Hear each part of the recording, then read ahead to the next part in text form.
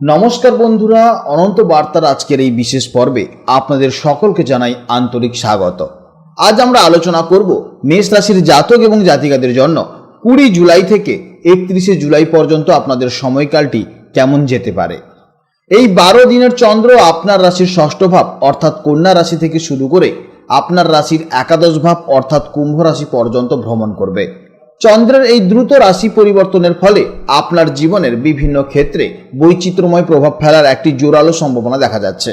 আপনাদের কাছে অনুরোধ রইল সম্পূর্ণ ভিডিওটি স্কিপ না করে শেষ পর্যন্ত দেখবেন, আর ভিডিওটি ভালো লাগলে অবশ্যই একটি লাইক করবেন এবং কমেন্টে জয় শ্রীকৃষ্ণ, রাধে রাধে, ওং নমঃ শিবায় বা আপনারা আপনাদের ইষ্ট দেবতার নাম অবশ্যই লিখে যাবেন। প্রথমে জানবো জুলাই মাসের এই শেষ 12 দিন মেষ রাশির জাতক এবং জাতিকাদের মানসিক অবস্থা কেমন থাকবে। এই সময় মেষ রাশির জাতক এবং জাতিকাদের মানসিকতায় কিন্তু বেশ কিছু পরিবর্তন লক্ষ্য করা যাবে। যেহেতু 20 তারিখে চন্দ্র ষষ্ঠভাবে থাকছে, তাই শুরুর দিকটায় আপনাদের মধ্যে একটু বেশি বিশ্লেষণাত্মক বা পারফেকশনিস্ট মনোভাব কাজ করতে পারে। ছোটখাটো বিষয় নিয়ে একটু বেশি চিন্তা করার প্রবণতা দেখা যাবে। 21 তারিখ থেকে 23 তারিখ পর্যন্ত চন্দ্র আপনাদের সপ্তম ভাবে গোচর করবে। তখন আপনার মন অনেক বেশি ব্যালেন্স বা ভারসাম্যপূর্ণ থাকার আশা দেখা যাচ্ছে। এই সময় আপনি একা থাকার চেয়ে মানুষের সাথে মিশতে এবং সম্পর্কগুলোকে গুরুত্ব দিতে বেশি পছন্দ করবেন। তবে 24 এবং 25 জুলাই চন্দ্র যখন অষ্টম ভাবে প্রবেশ করবে অর্থাৎ বৃশ্চিক রাশিতে প্রবেশ করবে, তখন আপনার মনে কিছুটা অস্থিরতা বা অজানা আশঙ্কা তৈরি হতে পারে। এই দুদিন আবেগে একটু বেশি তীব্র থাকার সম্ভাবনা রয়েছে, তাই কোনো বিষয়ে অতিরিক্ত রিয়্যাক্ট করা থেকে বিরত থাকাই হবে বুদ্ধিমানের কাজ। 26 তারিখে চন্দ্র নবম ও দশম ভাবে প্রবেশ করার সাথে সাথে আপনার মানসিকতায় আবারও অত্যন্ত পজিটিভ এবং এনার্জেটিক হয়ে ওঠার প্রবল যোগ তৈরি হবে। শেষ দিকে আপনার আত্মবিশ্বাস উল্লেখযোগ্যভাবে বৃদ্ধি পাওয়ার প্রবল সম্ভাবনা রয়েছে। এরপর জানবো কর্মজীবন বা কেরিয়ারের সম্পর্কে। কেরিয়ারের দিক থেকে এই সময়টি অত্যন্ত ঘটনাবহুল হতে পারে। মেষ রাশির কর্মজীবীদের জন্য এই 12 দিন চন্দ্রের গোচরের ফলে এক মিশ্র ফল দেখা যাচ্ছে। কর্মক্ষেত্রে আপনার দায়িত্ব বৃদ্ধি পাওয়ার একটি প্রবল সম্ভাবনা রয়েছে, বিশেষ করে যারা আইটি, টিচিং বা শিক্ষকতা, মার্কেটিং এবং ক্রিয়েটিভ প্রফেশনালের সাথে যুক্ত আছেন তাদের জন্য 28, 29 এবং 30 জুলাই অত্যন্ত শুভ ফলদায়ক হওয়ার সম্ভাবনা রয়েছে। এই সময় আপনার নতুন কোনো প্রজেক্ট লিড দেওয়ার বা বসের প্রশংসা পাওয়ার আশা করা যায়। সরকারি চাকরিজীবীদের জন্য সময়টা মোটের উপর স্থিতিশীল থাকার সম্ভাবনা রয়েছে। তবে 24 এবং 25 জুলাই অফিসের সহকর্মীদের সাথে কোনো রকম তর্ক বা পলিটিক্স থেকে নিজেকে দূরে রাখার চেষ্টা করবেন, কারণ এই সময় ভুল বোঝাবুঝি হওয়ার একটি ছোটখাটো সম্ভাবনা দেখা যাচ্ছে। যারা ব্যবসার সাথে যুক্ত তাদের জন্য 21 থেকে 23 তারিখের সময়টা নতুন ক্লায়েন্ট বা ডিল ফাইনাল করার জন্য খুব ভালো হওয়ার সম্ভাবনা দেখা যাচ্ছে।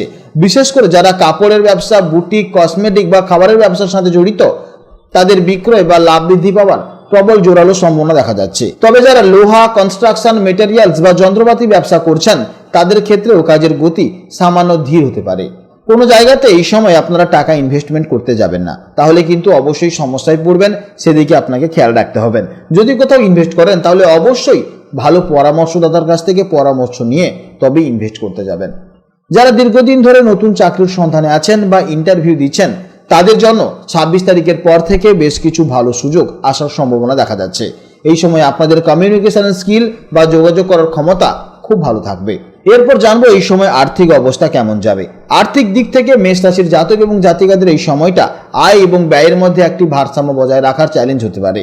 চন্দ্রের গোচর অনুযায়ী প্রথম দিকে আপনার অপ্রত্যাশিত কিছু খরচ হওয়ার সম্ভাবনা রয়েছে, বিশেষ করে গ্যাজেট বা শখের কোনো জিনিসের পেছনে। তবে মাসের শেষের দিকে অর্থাৎ 29 তারিখ থেকে 31 জুলাইয়ের মধ্যে আপনাদের আটকে থাকা কোনো টাকা ফেরত পাওয়ার বা পুরনো কোনো বিনিয়োগ থেকে হঠাৎ করে লাভবান হওয়ার একটি সুন্দর যোগ তৈরি হচ্ছে। সঞ্চয়ের ক্ষেত্রে আপনাকে একটু সচেতন হতে হবে। আবেগের বশবর্তী হয়ে অনলাইনে অতিরিক্ত কেনাকাটা করা থেকে নিজেকে বিরত রাখলে আর্থিক স্থিতি মজবুত হওয়ার একটি প্রবল সম্ভাবনা রয়েছে। এরপর জানবো প্রেম জীবন ও দাম্পত্য জীবনের জন্য। যারা এখনো সিঙ্গেল আছেন তাদের জীবনে 21 থেকে 23 তারিখের মধ্যে নতুন কোনো মানুষের আগমন ঘটার একটি মিষ্টি সম্ভাবনা দেখা যাচ্ছে। হয়তো কোনো বন্ধু বা পরিচিত মহলের মাধ্যমেই এমনও কারোর সাথে পরিচয় হতে পারে যার সাথে আপনার মানসিকতা খুব ভালো মিলবে। তাছাড়া যারা প্রেমের সম্পর্কে আছেন তাদের পারস্পরিক বোঝাপড়া খুব ভালো থাকার আশা করা যায়। তবে মাঝে মাঝে আপনাদের মধ্যে ইগোর সংঘাত হতে পারে। একে অপরের ওপর নিজের মতামত চাপিয়ে না দিয়ে একটু স্পেস দিলে সম্পর্ক আরও গভীর হওয়ার সম্ভাবনা দেখা যাচ্ছে। দাম্পত্য জীবনে স্বামী স্ত্রীর মধ্যে রোমান্স এবং সাপোর্ট দুই বৃদ্ধি পাবে। তবে 24 বা 25 তারিখ নাগাদ জীবনসঙ্গীর একটু মেজাজ খিটখিটে হয়ে যেতে পারে। সেই সময় আপনাকে অবশ্যই ধৈর্য ধরতে হবে, তাহলে দেখবেন আবারও সংসারে শান্তি ফিরে আসবে। এছাড়া এই সময় পরিবারের বয়স্ক সদস্যদের, বিশেষ করে বাবা মায়ের সাথে আপনার সম্পর্ক আরও মধুর হতে পারে। তবে মায়ের স্বাস্থ্যের দিকে একটু বিশেষ নজর দেওয়ার প্রয়োজন হতে পারে। বিশেষ করে মাসের শেষ সময়ে পায়ের ব্যথা বা বাতের সমস্যা দেখা যেতে পারে। ভাই বোনদের সাথে পুরনো কোনো ভুল বোঝাবুঝি থাকলে আলোচনা করে তা মিটিয়ে নেওয়াই হবে আপনাদের জন্য অত্যন্ত বুদ্ধিমানের কাজ। এরপর জানব শিক্ষা জীবনের সম্পর্কে। মেষ রাশির জাতক এবং জাতিকাদের জন্য এই সময়টা শিক্ষা জীবনের জন্য বেশ উন্নতি করার সময়। যারা স্কুল কলেজে পড়াশোনা করছেন তাদের কনসেন্ট্রেশন বা মনোযোগ বৃদ্ধি পাওয়ার সময়। বিশেষ করে 26 তারিখের পর থেকে যে কোনো নতুন বিষয় শেখার বা বোঝার ক্ষেত্রে যারা বিভিন্ন প্রতিযোগিতামূলক পরীক্ষার প্রস্তুতি নিচ্ছেন তাদের জন্য এই সময়টা অত্যন্ত শুভ। আপনাদের পরিশ্রমের সঠিক মূল্যায়ন হওয়ার একটি প্রবল সম্ভাবনা রয়েছে। তবে উচ্চশিক্ষার জন্য যারা বিদেশে যাওয়ার চেষ্টা করছেন তাদের কাগজপত্রের কাজে সামান্য বিলম্ব হতে পারে, তাই ধৈর্য না হারিয়ে চেষ্টা করতে হবে। স্বাস্থ্যের দিক থেকে এই গোচরের সময়কালে মেষ রাশির জাতক এবং জাতিকাদের মিশ্র ফল পাওয়ার একটি প্রবল সম্ভাবনা রয়েছে। 20 তারিখ থেকে 22 তারিখের মধ্যে পেটের সমস্যা বা হজমের গোলমাল হওয়ার একটি বড় সম্ভাবনা দেখা যাচ্ছে, তাই বাইরের তেল মশলাযুক্ত খাবার একদমই বর্জন করুন। এছাড়া 24 এবং 25 তারিখ নাগাদ অতিরিক্ত কাজের চাপে মানসিক স্ট্রেস বা নার্ভের সমস্যা দেখা যেতে পারে। এছাড়া ঘুমের সমস্যা দেখা যেতে পারে, তাই চেষ্টা করবেন যে অবশ্যই ভালো করে ঘুমানোর জন্য। তার সঙ্গে সঙ্গে এই সময় গাঁটের ব্যথা বা জয়েন্টের পেনেরও কিন্তু সমস্যা দেখা যেতে পারে। তাছাড়া এই সময় আপনারা একটু সাবধানে চলাফেরা করবেন, পর্যাপ্ত জল পান করবেন এবং ঘুম ঠিক মতন হলে তবেই কিন্তু শারীরিক সমস্যাগুলো অনেকটা নিয়ন্ত্রণে আসবে। আজকের ভিডিও এই পর্যন্ত। আশা করি আপনারা বুঝতে পেরেছেন। আপনাদের যদি কোনো সমস্যা থাকে বা যদি কোনো অসুবিধা থাকে তাহলে অবশ্যই ভিডিওর কমেন্ট বক্সে কমেন্ট করবেন।